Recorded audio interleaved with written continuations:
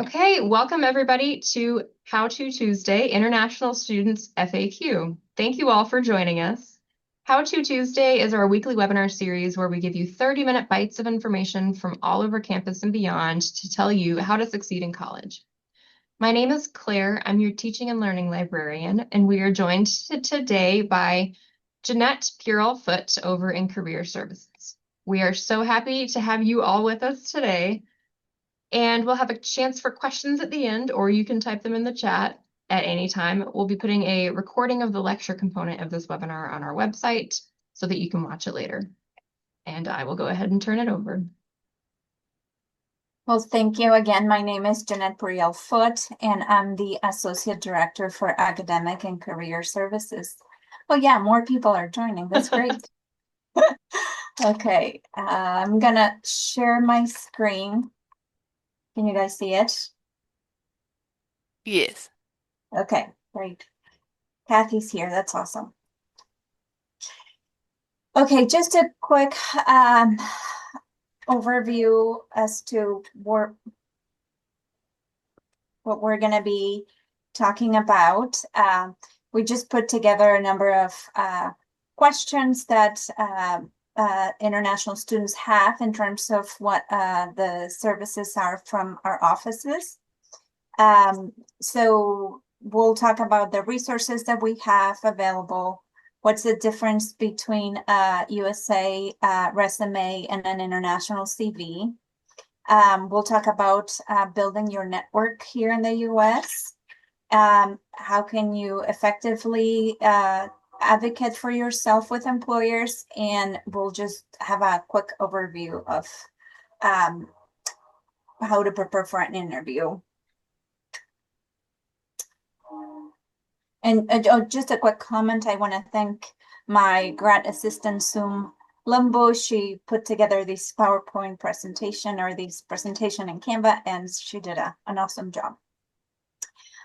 In terms of resources, the main resource that we have available to all students at Park would be Handshake. Handshake is a platform that we use to engage students and employers, and students can use it to search for jobs, internships, and any career events that we post there. So we encourage everyone to please claim their Handshake account. They can use the link that is listed on the screen or scan the QR code, and it will take them to all the prompts to claim their account if you haven't. The login information is the same login you use to access your email or any other Park system. It's super important to complete your profile. Complete profile boosts your engagement with employers.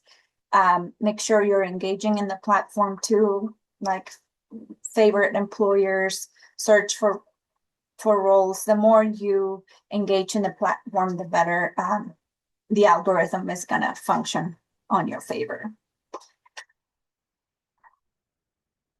Oh, this is just a screenshot of what it looks like when students are in and engaging in the Handshake platform.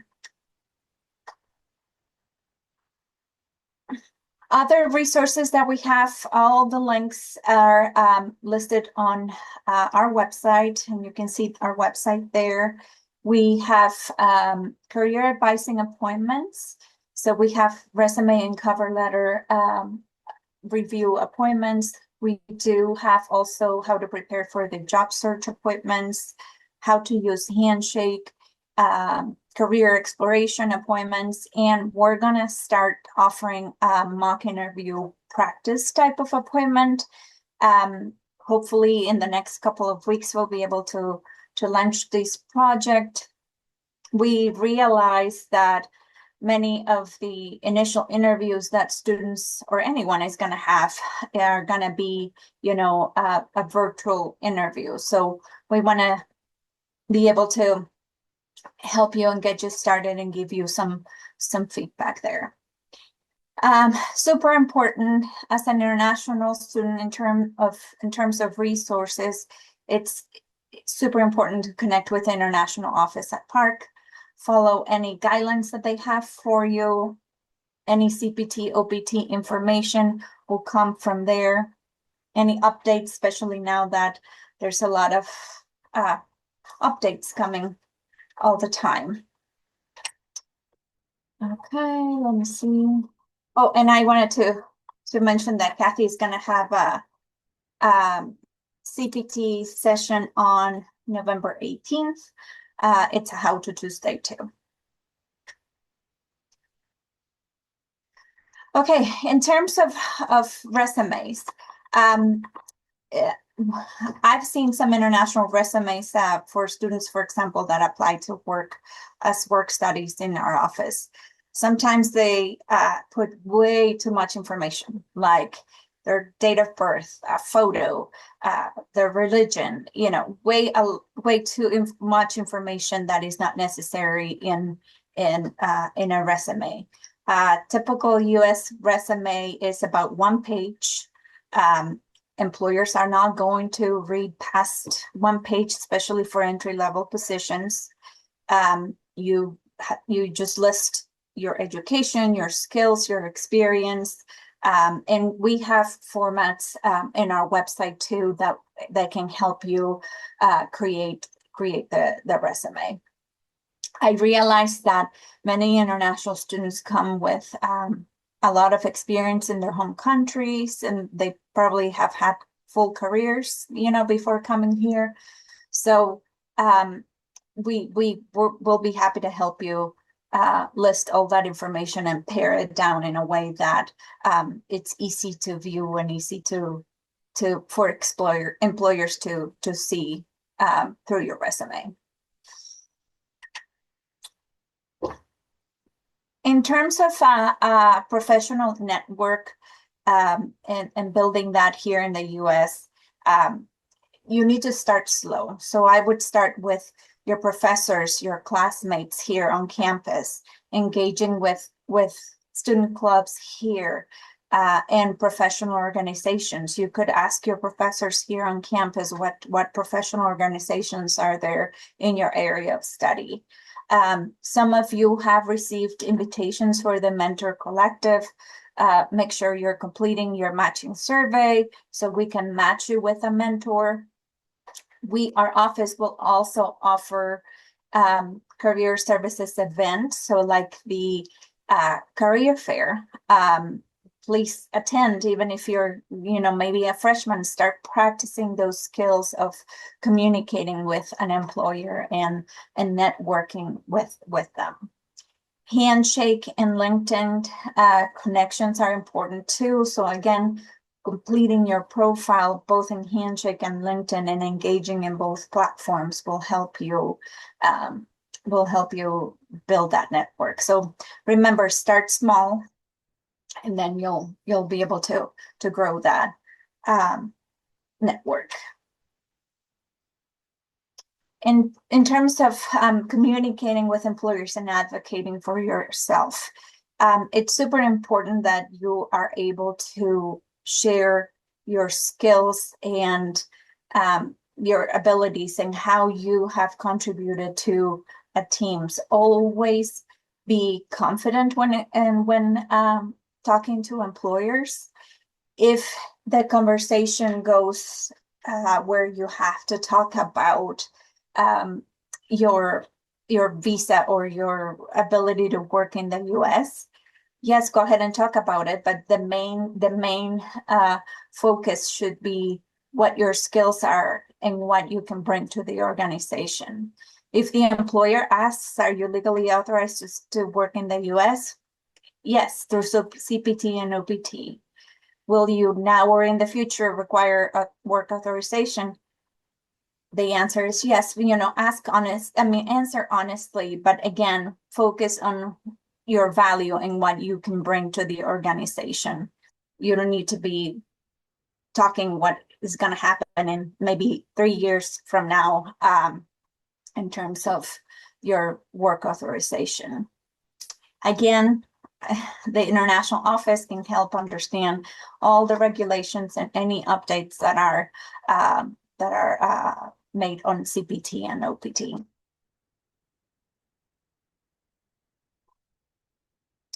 In terms of preparing for an interview with an employer, it's super important that you research the company. Many times I see students apply to a bunch of different companies. They don't even understand what company they are applying to. So it's super important to research the company, follow the company on LinkedIn or in Handshake. An employer will check on that too. And practice behavioral interview questions like using the STAR method. And I'm going to talk about that here in a little bit. When you go to an interview, I would suggest that you prepare examples that highlight your skills. So when you are at the interview, you don't have to come up with those examples. You already have that prepared and ready to go. Be ready to discuss your strengths, your weaknesses, and what your career goals are. And always present in a professional manner. Arrive early. That's super important.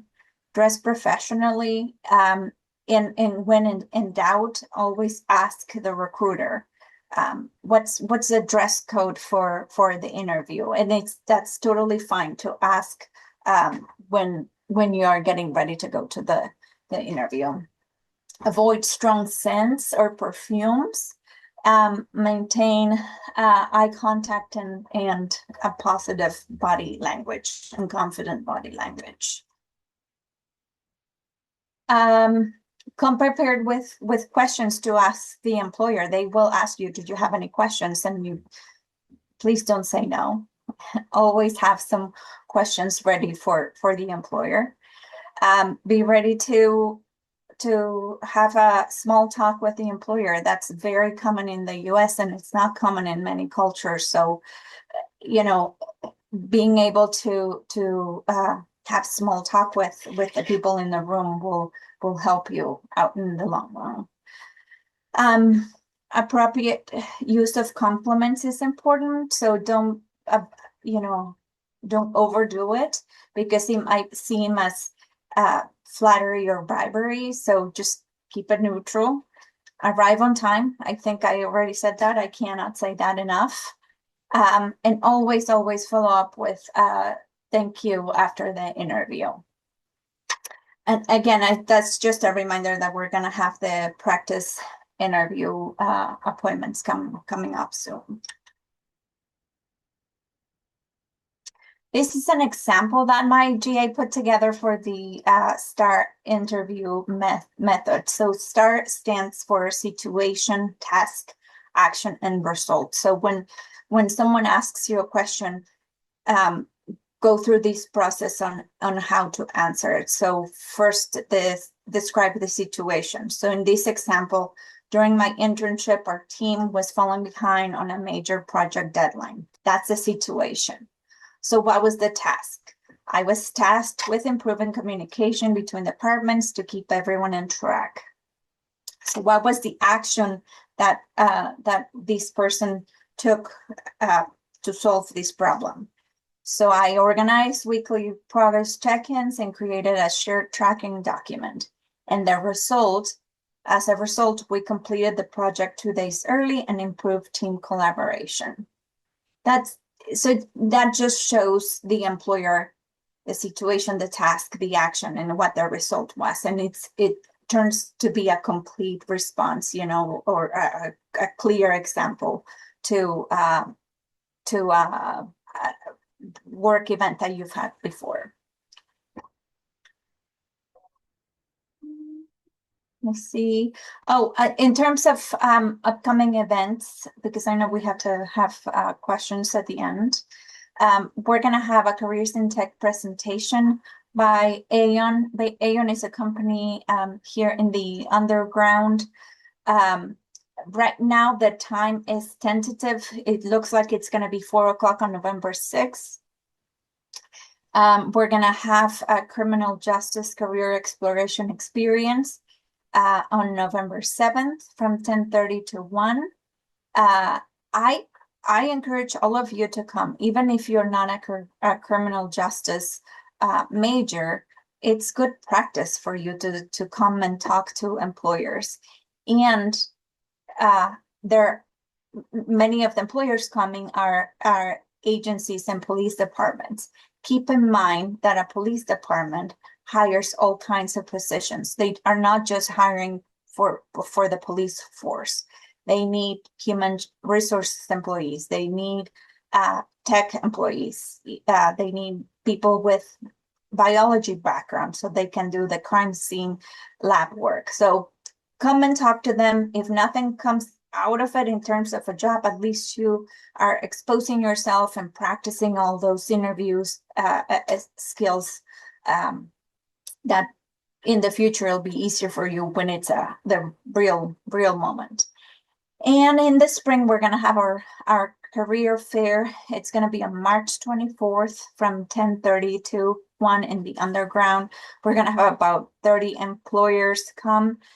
So I really hope you can join us.